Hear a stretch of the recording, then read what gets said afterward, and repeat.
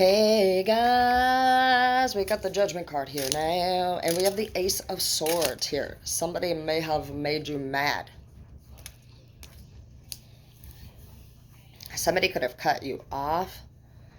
I feel like whoever I'm speaking to feels very vulnerable right now. You might feel like you're starting a whole brand new chapter, and it's a sudden one. You have the Justice card in the reverse, and things just change very quickly for you. And there may be a chance, honestly, that like things are not necessarily going in your favor.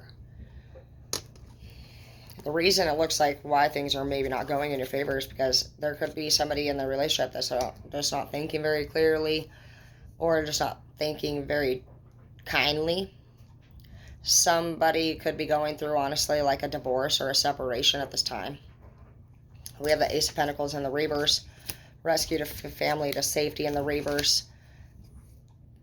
Things have just been very difficult. One thing after the next, one thing after the next.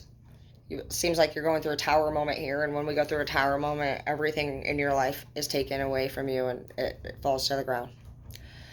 So if you're thinking, and I didn't know that when I went through tower moments, I felt the same way that you did, and I thought, how could more things be going bad? You'd be like, it can't, this is already bad enough. You start to think how there's no way more bad can happen. But oh yeah, everything bad will happen during a tower moment. Everything that you have in your life is false. You've built up around you for comfort and safety and more out of habit and addiction, and it's not where you need to be. And basically there's been different events after events that have occurred, and you've had opportunity to make the difference by yourself, and you didn't. Some of you guys were just, fighting a lot with your partner. Some of you guys were, maybe you were struggling with different addictions. Like, it doesn't matter what it is, but basically, like, when you are asked by the universe to please stop doing something over and over and over, and you knowingly continue to engage with that thing or that person or that relationship, they will intervene. Your higher power will intervene. That's where you see the law come in, or that's where you see a cheating situation come in. There's something major, a tower moment, custody battles, major things, deaths, separations, prison time, anything that can really disrupt.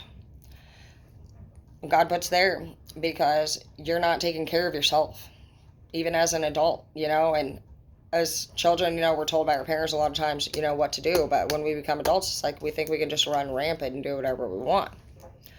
So when things in your relationships are not going well, you can bet your butt, dude, that's where those DV situations come in. That's where the cops get involved. That's where the restraining orders are placed. That's where the families are intervened.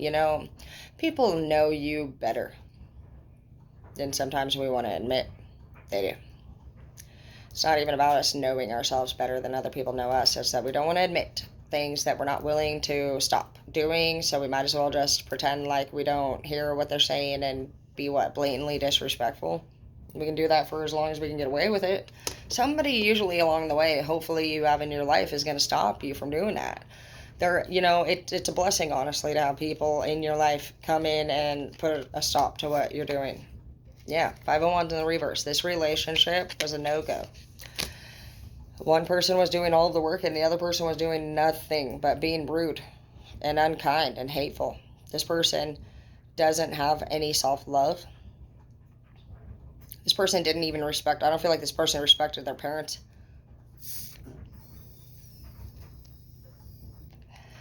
This person sleeps around and has low vibrational relationships, and they think that they're very just good looking. They act like it anyway.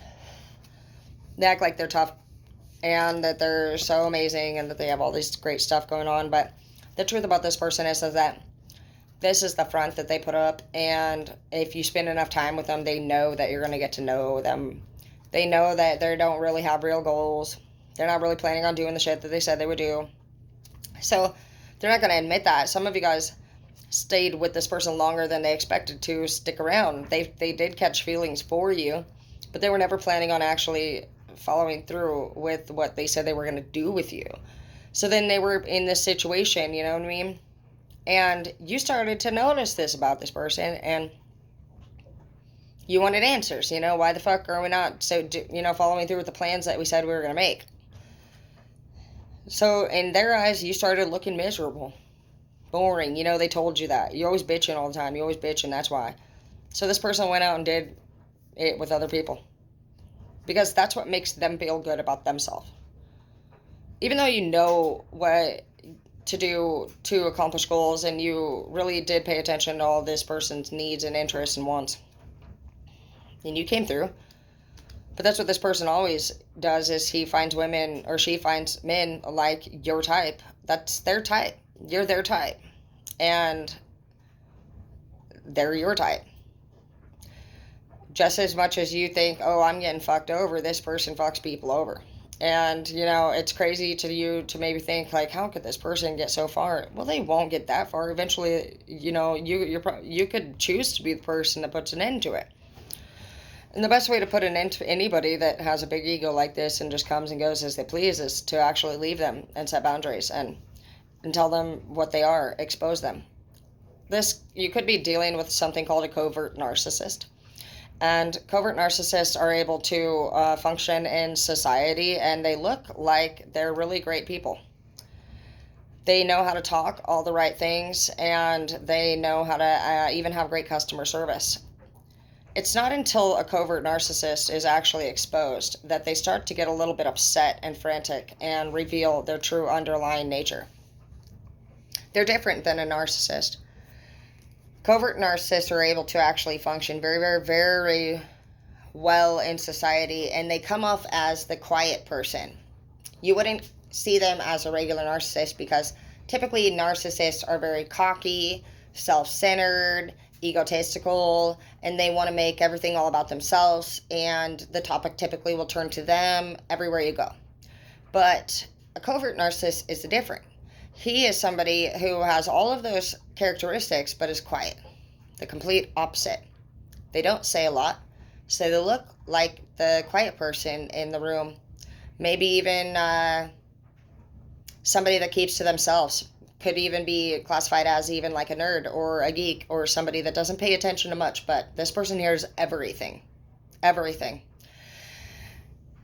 It's always actually the quiet person that you need to be most of the time worried the most about. We overlook the quiet person, but the quiet person definitely hears everything. And that's why you thought you were making a different decision than you did last time too. You were like, this person has different features than the other people. Like, this person came from a different background than the other people. This person basically had the same characteristics as the other people that you dated, but there was like rules and restrictions with their background. Like, for example, both Zeke and Edward drank very crazily, but Edward was from California, and in California, the gangs and stuff, they don't run around acting like idiots over there, or, there's different consequences for stuff like that. Basically, like, Edward was raised that he couldn't act childish, or there would be consequences for him acting immature. And then you have different people that were able to act childish and live childhoods that do act crazy and rambunctious, and they act like little kids that are grown up adults that are doing things that adults do but acting like children, and you're just like, I don't understand why the person's acting like that. Well, these people, they stop processing, during those events in their life, wherever their first traumas were. And you guys can think to yourself, honestly, about conversations that you've had with your partner, and think back to what were they talking about. I can think very clearly about all the different times that Zeke or Edward or anybody told me a very vivid story about an event in their childhood. And you may not have realized at that time how important that piece of information would be for your understanding later, but more than likely you've already received the information that you seek. They've already told you. You want a different answer for why things maybe aren't working out the way that you want them to. This person's going through things. They have trauma. They need to express themselves. They are expressing themselves during fights. The way that you guys work together, it's not working. You may need time apart to understand each other. There could be different events that you might have to go through and experience, or they might, to be able to really fully connect and understand. Like, I didn't drink when I was with Zeke. I would have never known what it would be like to black out and do things that I did not realize I was doing. That's a thing. And like, I didn't even know if he was being honest about that or not. It wasn't until after I left Zeke that I went through that whole year and did that myself. So we do sometimes need time in this world to explore and experience, and we can't be holding other people back and being selfish and blaming anybody, really, honestly, for anything that doesn't work out. It's okay. Quit hanging on to everything for dear life and enjoy it, and just know that there's a lot of different options out there. There's a lot of different cities, there's a lot of different towns, there's lots of restaurants, there's people, there's lots of stuff to try. And when you just get to a point in a relationship where you guys are just not happy, it is not fair to hold either one of each other back and make each other miserable. And it's not saying that you guys are miserable. It's just saying, like, if you guys really were really truly friends to each other, you should set the other one, you should give the other one at least the option of enjoying themselves. If they're not enjoying it right there with you. And it sucks to say. But at the end of the day, like, when you're not getting along and you come home every day and you sit in a room together and it's silent and it's miserable and you have nothing in common, that is not living. And it is an act of selfishness. So try to release anybody in your life, honestly, that you have control over, keeping in your life for no positive reason. That's not being in your alignment with your highest good. And it's acting out in a way of selfishness. So just try to do that, and I know that everything will work out for you. You have the options in the reverse, and you have the Queen of Pentacles in the reverse. Again, I know that you're going to take a money loss. Some of you guys are actually staying because money. You don't know what to do. You're like, I don't know how to pay the bills if we separate. You just need to have faith and know that your health, your mental health, emotional health, spiritual health, physical health, all of it matters way more than the financial security at this time.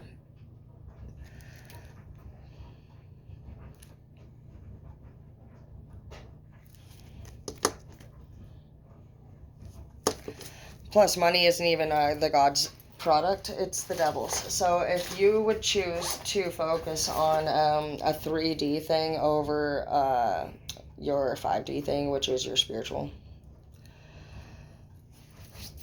you'd just be making a choice once again over what the higher power is asking you to do. So it's not going to work out. You have to do what's healthy and what's best for both of you guys and overall for the greater good.